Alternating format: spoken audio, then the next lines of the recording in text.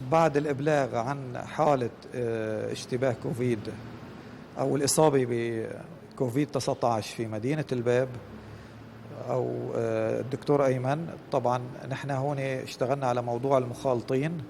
عملنا مسح للمخالطين، تم جمع 10 عينات من المخالطين اللي اختلطوا فيه.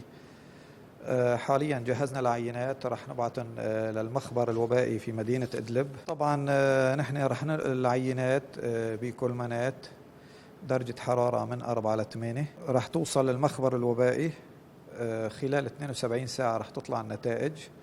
رح نبلغ الأشخاص اللي أخذنا منهم عينات بالنسبة للعينات اللي أخذناها. طبعا نحن حطينا 3 أرقام تواصل بالنسبة لأي شخص تظهر عليه أعراض بمدينة الباب أو بالريف للتواصل.